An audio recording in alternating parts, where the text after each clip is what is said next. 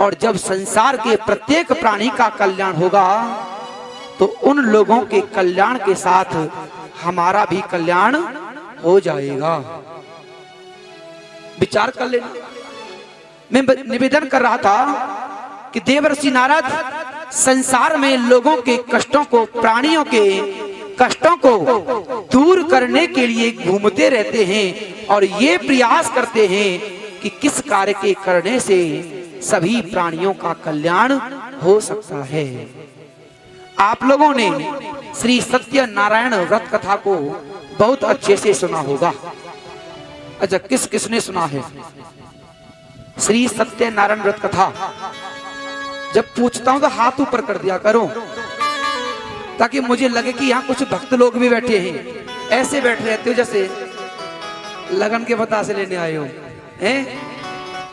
तो निवेदन कर रहा हूं कि किसने सत्यनारायण की कथा को सुना है? एक बार हाथ ऊपर कर दो, मुझे पता चले भक्त हैं। बहुत सुंदर। उस कथा में सबसे पहला यही प्रसंग आता है, पहले अध्याय में निवेदन आता है कि नारद जी इस पृथ्वी लोक पर, इस मृत्यु लोक में ये देखने के लिए आए कि दुनिया के लोग किस प्रकार से अपना जीवन यापित कर रहे हैं। जब देखा कि प्राणी मात्र अपने अपने कर्मों के द्वारा दुखी दिखाई दे रहा है तो कहां गए? तो विष्णु लोक में गए। ऐसा ही सुना होगा ना। अच्छा, उनकी क्या पड़ी थी कि वो विष्णु लोक में जाते, लेकिन वो ऋषि हैं, संत हैं, साधु हैं, महात्मा हैं और चाहते हैं संसार के प्रत्येक प्राणी अपने जीवन में सुखी रहना चाहिए। स्वार्थ उनके अंदर भी है, लेकिन वो स्वार्थ उत्तम स्वभाव का है, वो सबका कल्याण चाहते हैं। सुर नर मुनि जन की यह रीति, स्वार्थ लागे करही सब प्रीति। सुर नर मुनि जन,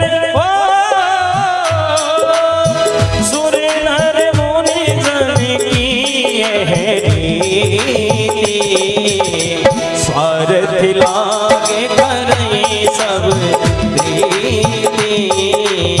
राम सिया राम सिया, राम सिया राम सिया, राम जय जय राम, राम सिया राम जय जय राम। तो माता बहनों सज्जनों, तो वहां नारद जी भी सभी प्राणियों के कल्याण को लेकर के एक स्वार्थ रखते हुए परमात्मा के पास पहुंचते हैं और उपाय पूछते हैं। दूसरे स्वार्थी होते हैं मध्यम श्रेणी के स्वार्थी। ये हमारे और आप लोगों के जैसे होते हैं। ये क्या करते हैं कि तेरा भी भला और मेरा भी भला। ये कौन से, इस श्रेणी में कौन कौन आता है? तो देखिए, इस श्रेणी में आते हैं पंडित जी, दक्षिणा लेते हैं और आपके घर पर क्रियाकर्म, जो कर्म कांड है वो करा करके आ जाते हैं।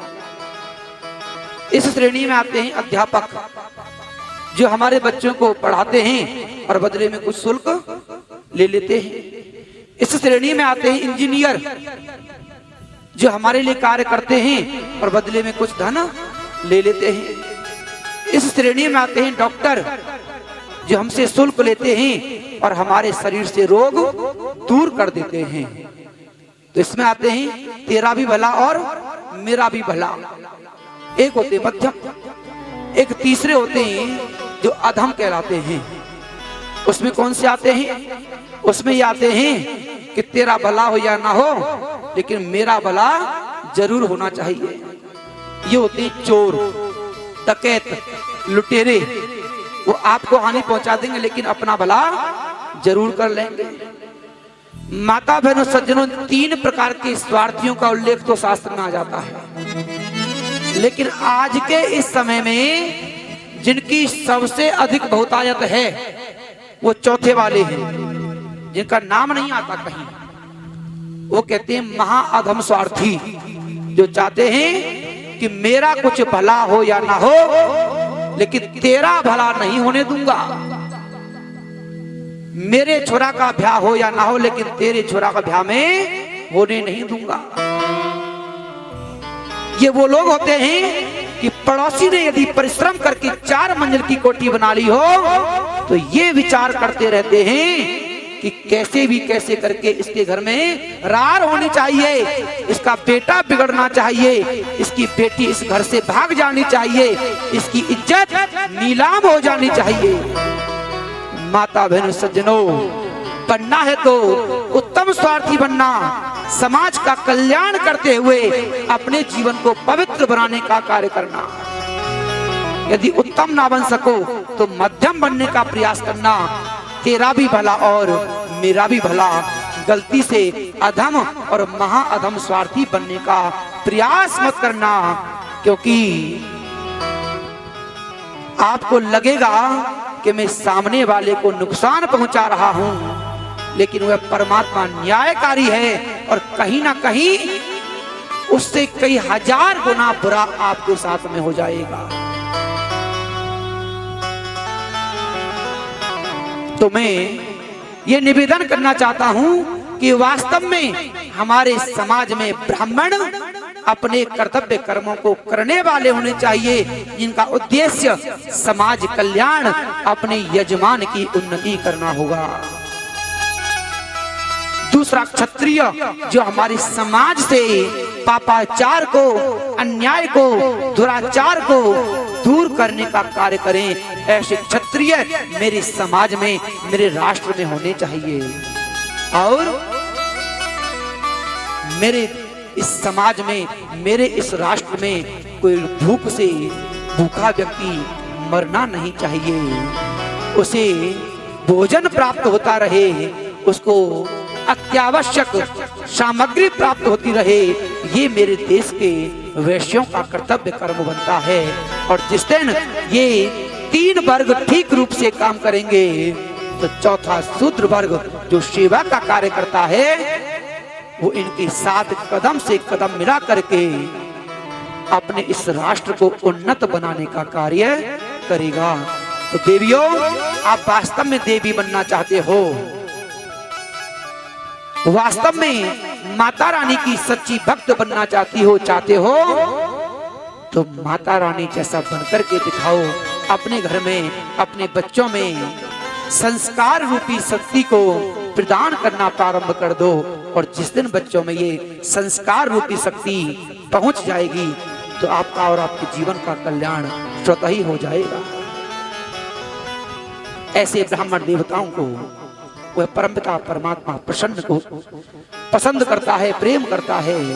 ऐसे क्षत्रियों को, ऐसे वैश्यों को, ऐसे शूद्रों को वो प्रेम करता है। हमें इस भेदभाव को मिटा करके, इस ऊंच नीच को, अमीरी गरीबी को मिटा करके, एक दूसरे को गले लगा करके अपने समाज को मजबूत कार्य करना चाहिए। ये सुंदर सुंदर बातें सूत जी महाराज सौनक आदि ऋषियों को बता रहे हैं और बतला रहे हैं कि संसार में, संसार के प्राणी को जिस दिन जीना आ गया, ये समझ लीजिए उसने अपने जीवन में एक अमूल्य निधि को लिया। इस संसार में मनुष्य से इतर जितने भी जीव जंतु हैं, उन सभी जीव जंतुओं को कोई कोचिंग सेंटर खोलने की आवश्यकता नहीं होती। उन्हें खाने का, पीने का, सोने का कहीं कोई प्रशिक्षण नहीं दिया जाता। लेकिन ये मनुष्य का जो बालक है ना, इसको पूरे जीवन कुछ ना कुछ सिखाना पड़ता है, क्योंकि मनुष्य खुद से नहीं सीख सकता। इसलिए गुरुओं, माता पिता, आचार्यों के सानिध्य में आकर अपने जीवन में अनेक शिक्षा को ग्रहण करता रहता है। अगर आप लोग अपने बच्चों को खिलाना नहीं सिखाओगे ना, तो आपके बच्चे ठीक रूप से भोजन भी नहीं खा सकते। और आपने ये बच्चों को सिखाना बंद कर दिया है। क्यों? क्योंकि खुद आप लोग भी इन कार्यों को नहीं जानते। निवेदन कल कर रहा था कि भोजन का स्वाद प्राप्त करना है तो भोजन खाने का तरीका आपको आना चाहिए।